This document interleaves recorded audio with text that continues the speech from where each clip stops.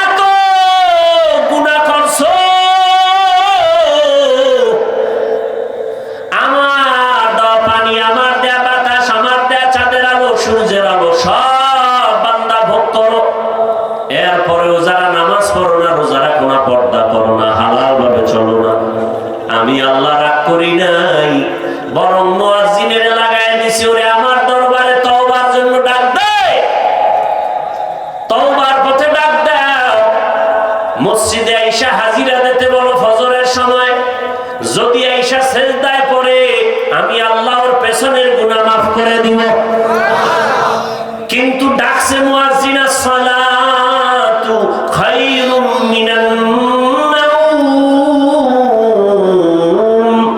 ঘুমের চেয়ে নামাজ ভালো, আর তুমি ঘুমাইও না, ঠিকমতো পড়িলে নামাজ জান্নাত তোমার ঠিকানা। আল্লাহ, এখন আমি নিজে রেডি হয়ে গেছি তোকে ডাকার জন্য, রাতের গভীরে প্রথম আসমানে হাজির। অতি গভীর হয় রজনী যখন, নীরবে প্রভুর নাম জপিও তখন, প্রভুর করুণা যদি পাইবারে চাও, গভীর রাতে উঠে প্রভুর গুণগান গাও। জীবনের এক অমূল্য সম্পদ আমাদের সুস্থতা। টাকা পয়সা বাড়ি গাড়ি অনেক কিছু আছে, কিন্তু যদি অসুস্থ থেকে যান এ জীবনের কোনো মূল্য। টাকা পয়সা বাড়ি গাড়ি তেমন নাই, কিন্তু আল্লাহ যদি সুস্থ রাখেন এর থেকে শান্তির জীবন আর হতে পারে। আল্লাহ রাব্বুল আলামিন আমাদের এই সুস্থতাকে দায়েমান কবুল করেন। এখনো যারা আমাদের মাঝে অসুস্থ, আল্লাহ তাদেরকেও পূর্ণ সুস্থ করে দেন। যারা আমাদের থেকে বিদায় নিয়ে কবরস্থ হয়ে আছেন, আল্লাহ তাদেরকে জান্নাত দান করেন। অন্যের জন্য দোয়া করলে নিজের জন্য আগে কবুল হয়। বিশেষ করে অল্প কিছুদিনের মাঝে চোখের নজরে বহু প্রাণ ঝরে গেল, যেগুলো দেখে সহ্য করার মতো ভেতরে হালাত থাকে না। পানির ভেতরে লাশ, গাড়ির নিচে লাশ, ঘুমের বিছানায় লাশ, বাচ্চা কাঁদতেছে, চোখের সামনে মা মরে গেছে, কান্দে আর বলে আমি কাকে আম্মু বলে ডাকবো, মায়ের আদর আমাকে কে দিবে? এই তোমরা বেশ লাগাইছো কেন? কথা বলার জন্য?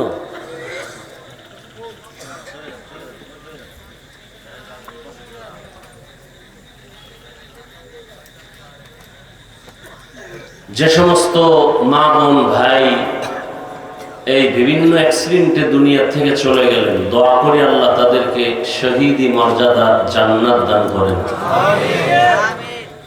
আমরাও দোয়া করি সবসময় চলার পথে আল্লাহ কুদরতের দ্বারা আমাদেরকে পূর্ণ হেফাজত করেন।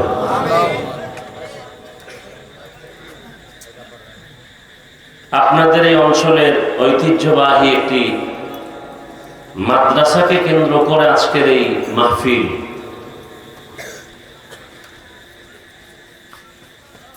পৃথিবীতে ইসলামকে টিকিয়ে রাখার একমাত্র ব্যবস্থার নাম মাদ্রাসা।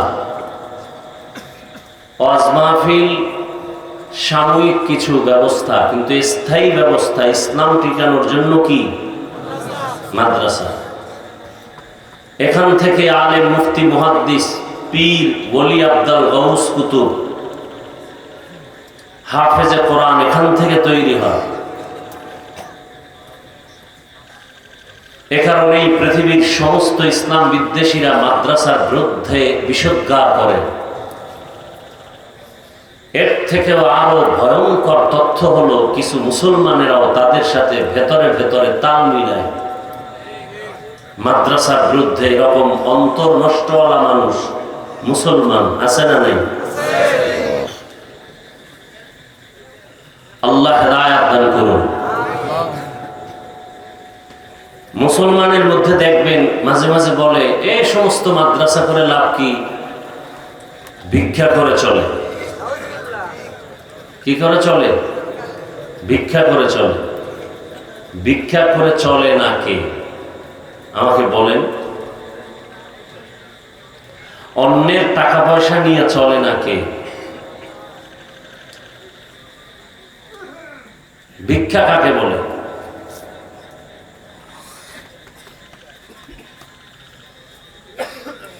আসলে ওই গ্রামে একটি প্রবাদ আছে, দেখতে নারী চরণ বাঁকা। কপাল পুড়ে গেছে তো এজন্য দ্বীনের বিরুদ্ধে লেগে যায়। মানুষের কপাল পুড়লো কিনা এটার প্রথম প্রমাণ হলো সে ইসলামের বিরুদ্ধে লাগবে, আলেমের বিরুদ্ধে লাগবে, এটাই প্রমাণ সে তার কপাল পুড়ে গেছে। কপাল পড়ার এটা প্রথম পরিচয়। মাদ্রাসার বিরোধিতা করবে, আলেমের বিরোধিতা করবে, ইসলামের বিরুদ্ধে বিষোদ্গার করবে, এটা প্রথম পরিচয় তার কপাল ভালো না খারাপ? খারাপ।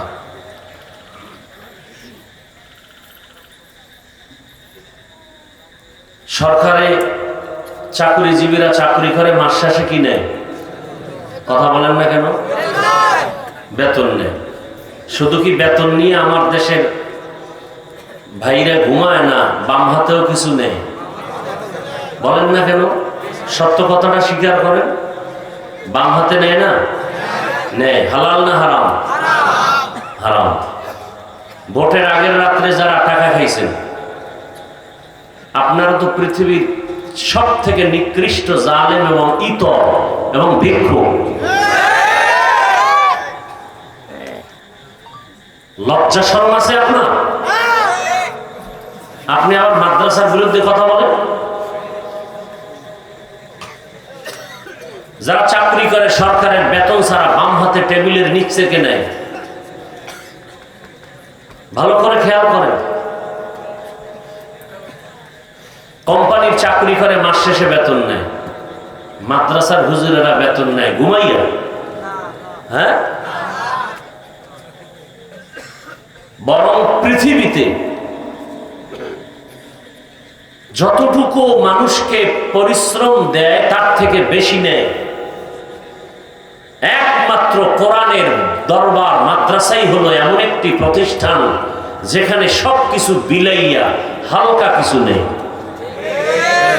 জীবন সব বিলাই দিয়া বেতন 5,000, 6 মাস বাকি, 24 ঘন্টা মসজিদে ইমামতি করে, বেতন 5,000, 6 মাস বাকি। বানায় বলতেছি, এদের দিকে যারা আঙ্গুল তুলে ওদের চরিত্র খারাপ।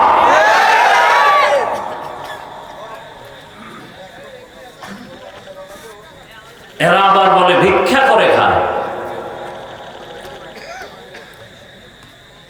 দ্বীনের জন্য উম্মতের কাছে দান চাওয়া, সহযোগিতা চাওয়া, অর্থ চাওয়া, এটা রাসূলের সুন্নাত। রাসূলের, আপনাদের যাদের ঈমান আছে, জ্ঞান ঠিক আছে, বলুন আমার রাসূল কি দান চান নাই?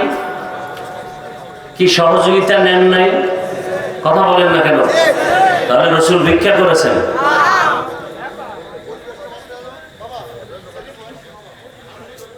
আল্লাহ আমাদের সহি বুঝ দান করেন। বরং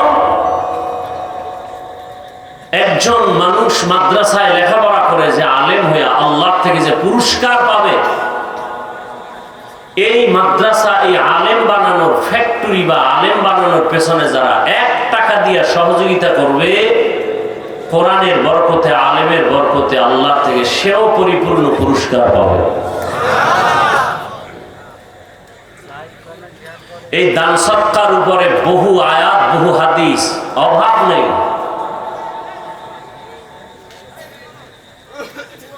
মানুষ কলিজা ভরে দান করে, না নিলে কষ্ট পায়, এটার নাম সাদকা। মাদ্রাসাওয়ালারা না খাইয়া কষ্ট করে এদেশের আপনাদের সন্তানগুলোকে মানুষ বানায়। কি বানায়? মানুষ বানায়। একমাত্র আদর্শ মানুষ গড়ার ফ্যাক্টরির নাম মাদ্রাসা।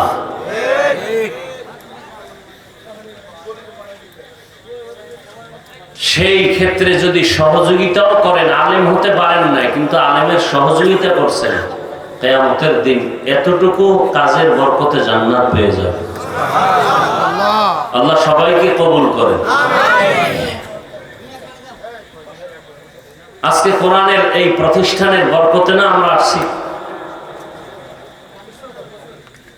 বিসমিল্লাহ বলে পকেটে হাতটা দিয়া এই বৃষ্টি প্রতিকূল আবহাওয়ার মাঝেও যে আল্লাহ সুযোগ দিলেন, এটা কত বড় দয়া। আল্লাহ কত ভালোবাসেন আমাদের।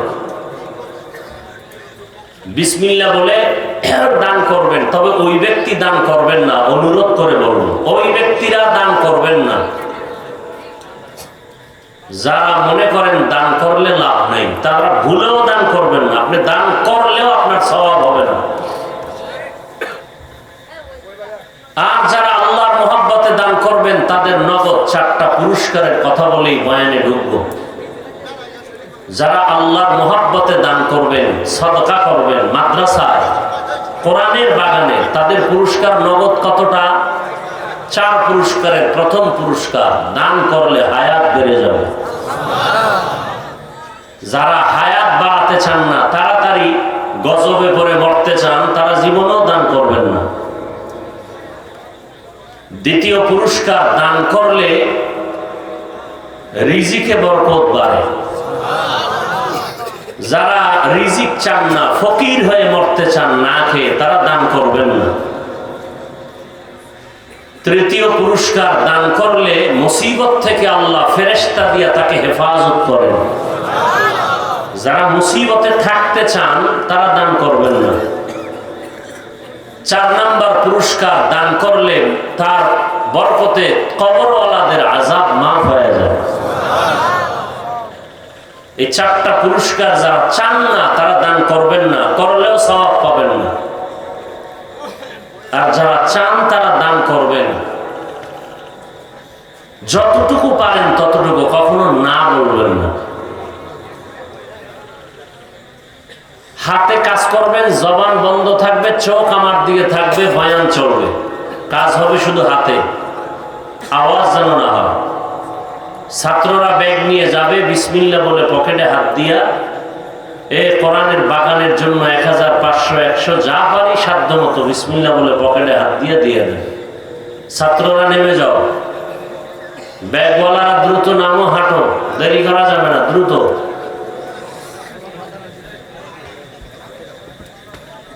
আছে খবর? তাড়াতাড়ি করতে হবে, তাড়াতাড়ি দ্রুত নামতে হবে, মাঠে হাঁটতে হবে। যারা দিবেন হাতে বের করেন। আল্লাহ আপনাদের দান কবুল করেন। দানের বরকতে হায়াতে, ইজ্জতে, রিজিকে আল্লাহ বরকত বাড়ায় দেন। মুসিবত থেকে হেফাজত করেন। কবরওয়ালাদেরকে আল্লাহ জান্নাত দান করেন। কেউ খালি ফিরাবেন না। দিলে নিষেধ নাই তো, দান করলে নিষেধ আছে নাকি? আমি তো বলছি যারা এই 4টা পুরস্কার চায় তারা দান করবে।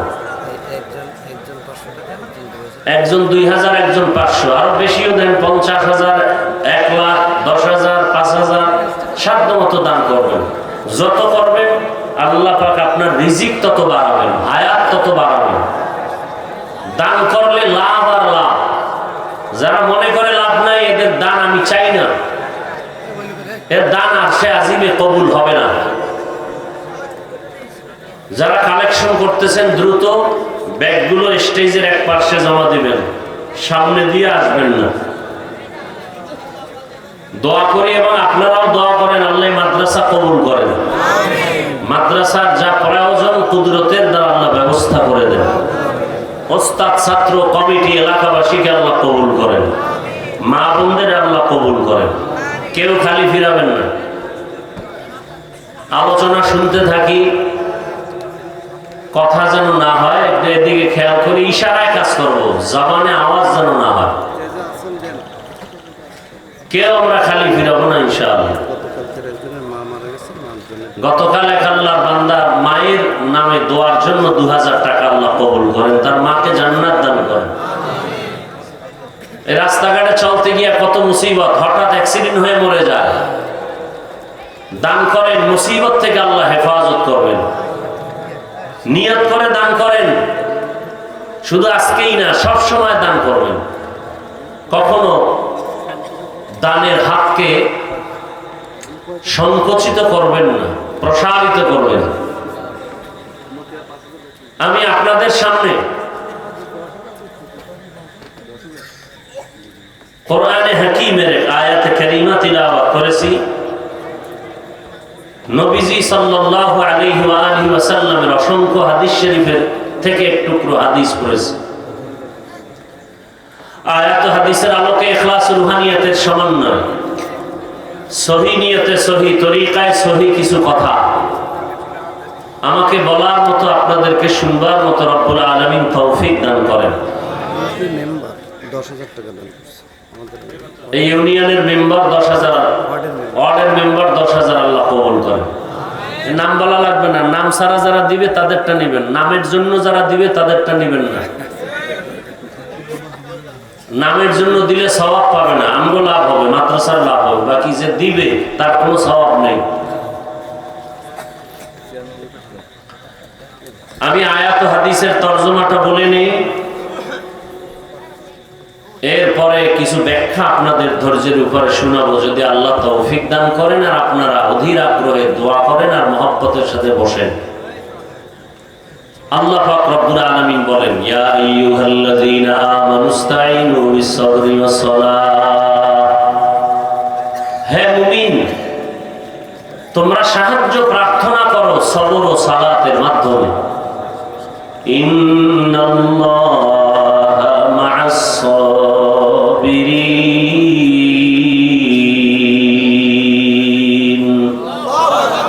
নিশ্চিত আল্লাহ পাক সাবিরিন যারা তাদের সাথেই থাকেন। নবীজি বলেন, লা তাআতা লি মাখলুক মান ইউরিদিল্লাহু বিহি খাইরান ইউসিব মিন। আল্লাহ যাকে বেশি ভালোবাসেন, মহব্বত করেন, তাকে মুসিবতের দ্বারা পরীক্ষা নেন। এ হলো আয়াত ও হাদিসের তরজমা। আল্লাহ পাক রব্বুল আলামিন আয়াত এবং হাদিসের তরজমার দ্বারা যেটা আমরা অনুমান করতে পারলাম এবং আল্লাহ আমাদেরকে বুঝাতে চান, এক নাম্বার কথা হলো মুমিনদেরকে বলেছেন, কোনো বেঈমানকে বলেন নাই। কি বলেছেন? তোমরা সাহায্য নিয়ে চলো, সাহায্য চাও। কেন? সাহায্য ছাড়া দুনিয়াতে অন্যের সহযোগিতা ছাড়া চলা যাবে না। তবে সাহায্যটা কেন নিতে হবে এটা একটা প্রশ্ন, এবং সহযোগিতাটা কার থেকে নিতে হবে একটা প্রশ্ন। সহযোগিতাটা কিভাবে আমরা নিব, তিনটা প্রশ্ন। ভালো করে খেয়াল করুন। আল্লাহ বলছেন তোমরা সাহায্য প্রার্থনা করো। প্রথম কথা, সাহায্য প্রার্থনা করব কেন, এটার জবাব শুনতে থাকি। হাদিসের তরজমাটা বললাম, আল্লাহ যাকে বেশি ভালোবাসেন তাদেরকেই মুসিবতের দ্বারা পরীক্ষা নেন। দুনিয়াতে আল্লাহ পাক যাহা কিছু সৃষ্টি করেছেন এগুলোকে আল্লাহ কোরআনের ভাষায় এক বচনে বলে মখলুক, বহু বচনে বলে মখলুকাত। বাংলায় বলে সৃষ্টি, বানানেওয়ালা খালেক আল্লাহ হলেন স্রষ্টা। জবান খুলে একটু বলবেন ওই স্রষ্টা বা খালেক আল্লাহ কতজন? ভাই মোবাইল বন্ধ করেন। আল্লাহ কতজন? একজন। আল্লাহর সহযোগিতায় আছে কয়জন? কথা বলেন না কেন ভাই? আল্লাহ যে এক বললেন, কোন দিক থেকে এক? একটু আবার বলেন, কোন দিক থেকে আল্লাহ এক বলেন? এটাও বলতে আপনার খুব পেরেশানি লাগতেছে। আল্লাহ যে এক, কোন দিক থেকে এক? সব দিক থেকেই। কেমন এক? যার সাথে কোনো দুই নাই, যার সাথে কোনো দুই নাই। তিনি রিজিক দেওয়ার বেলায়ও এক, সম্মান দেওয়ার ক্ষেত্রেও তিনি এক, হায়াত দেওয়ার ক্ষেত্রে তিনি এক, কথা ঠিক? তার সহযোগিতায় কেউ, এই যে এক আল্লাহ ছাড়া যা কিছু আছে এগুলোকে বলে মখলুক বা মখলুক। সমস্ত সৃষ্টি জগতের মধ্যে মাখলুকতের মধ্যে তিন শ্রেণীর আলোচনা বেশি হয়: জিন, ফেরেশতা, মানুষ। জিন, ফেরেশতা, মানুষ। জানা থাকলে আবার একটু জবাব দিবেন। জিন, ফেরেশতা, মানুষ সহ টোটাল মাখলুকতের মধ্যে শ্রেষ্ঠ কারা? সন্দেহ? সিদ্ধান্ত কার? নূরের সৃষ্টি ফেরেশতারাও শ্রেষ্ঠ না, আগুনের সৃষ্টি জিনেরাও শ্রেষ্ঠ না, একমাত্র শ্রেষ্ঠ মানুষ। কেন মানুষ শ্রেষ্ঠ? মেধা বেশি না, শক্তি বেশি না, খানা খায় বেশি না, চোখের পাওয়ার বেশি। বেশি বলতে কিচ্ছু নাই মানুষের মধ্যে, কিচ্ছু নাই। টাকা বেশি না, শক্তি বেশি না, বেশি বলতে মানুষের মধ্যে কিছু নাই। তো কি আছে? আল্লাহ নিজেই বলেন, ওয়াকুলিকাল ইনসানু যায়ীফা, আমি মানুষ সৃষ্টি করেছি দুর্বল করে। এরা সব দিক থেকে দুর্বল। মানুষের মতো দুর্বল কোন প্রাণী আল্লাহ বানান নাই। কেমন দুর্বল? মশার কাছেও দুর্বল, মাছির কাছেও দুর্বল, পিপলিকার কাছেও দুর্বল। মানুষের হাতে বানানো বস্তুর কাছেও মানুষ দুর্বল। যেমন মানুষ হাতে বানায় 2 টাকা দামের একটা ব্লেড। ব্লেড চেনেন তো? বলেন তো ব্লেডের কাছে মানুষ দুর্বল কিনা? আল্লাহর বানানো ক্ষুদ্রতম প্রাণী পিপলিকার কাছেও মানুষ দুর্বল।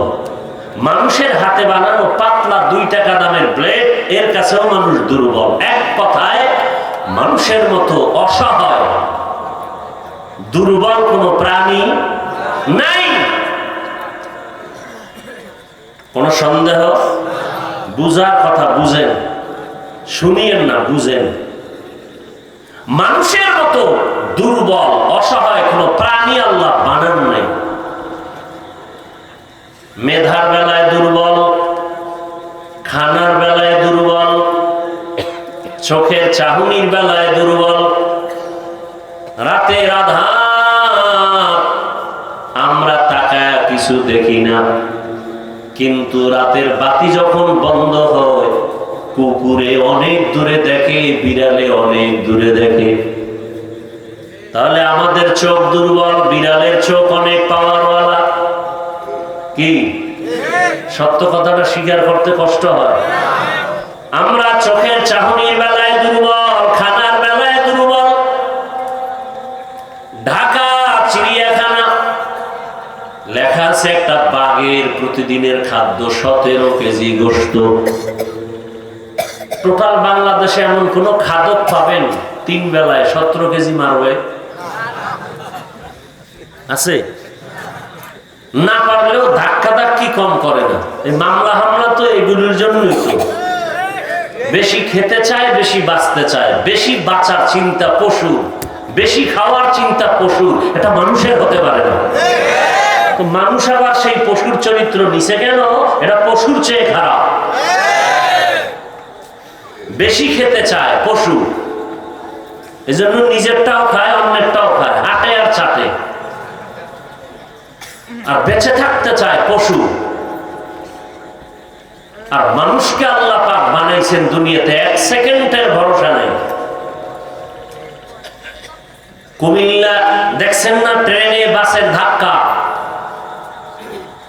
জায়গায় মানুষ মরে গেল। ঈদের জামা কাপড় গুলো পরে আছে, কোথায় আনন্দ? সব কান্নায় ঢলে পড়লো, আনন্দ মাটি হয়ে গেল। 1 সেকেন্ডের ভরসা নাই।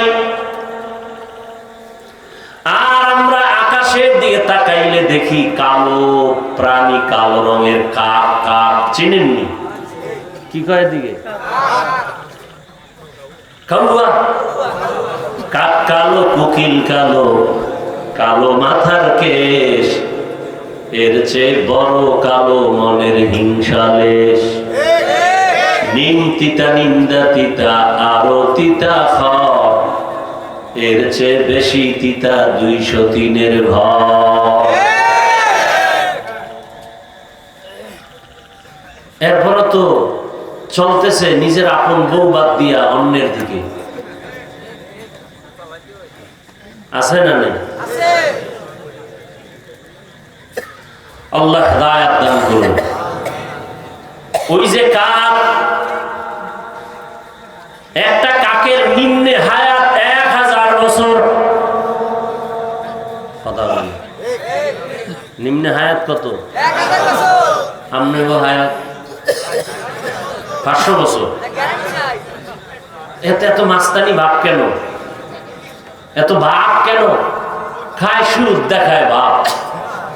পড়ে না নামাজ, রসুলের হাদিস মতে চোর, দেখায় ভাব। চোরের আবার ভাব কিসের? যে সুদের সাথে জড়িত, ওর নামাজ হয় না, রোজা হয় না, দান করলে সওয়াব হয় না। ও 24 ঘন্টা তার গর্ভধারিণী মায়ের সাথে জিনার গুনাহ, জিনার গুনাহ, জিনার গুনাহ। এবার ভাব দেখাবে কেন? আল্লাহ পাক হেদায়েত দান করুন। তাহলে একটা কাকের হায়াত কত বেশি? কমপক্ষে কত? 1000 বছর। আমরা হায়াতের বেলায় বড় দুর্বল, খানার বেলায় দুর্বল, ঘুমের বেলায় দুর্বল, আমরা শক্তির বেলায় বড় দুর্বল। মশায় যদি মেজাজ গরম করে, কোনো বনিয়াদম ঘুমাতে পারে না। গরু যদি মেজাজ গরম করে, কেউ দুধ ঘরে নিতে পারবে না। পারবে? আপনাদের সুন্দরবন এলাকার জঙ্গলের প্রাণী যদি মেজাজ গরম করে আপনাদের দিকে ধেয়ে আসে, কেউ আর বেঁচে থাকার উপায় নেই। কিন্তু চিড়িয়াখানায় গিয়ে দেখেন, যে বাঘ দেখলে ভয় পাইতেছেন, ওই বাঘও মানুষের গোলাম হইয়া কাজ করে, মানুষের কিছু বলে না। কর্মচারীরা বাঘের সামনে গোশত ধরে, বাঘ নিয়ে নিয়ে খায়, মানুষের কিছু বলে না। কারণ কি? মানুষ পৃথিবীতে সব থেকে দুর্বল, তবে আবার সম্মান সবার থেকে বেশি। মানুষের মতো দুর্বল যেমন কোনো প্রাণী নাই, ঠিক মানুষের মতো সম্মানিত কোনো প্রাণী নেই।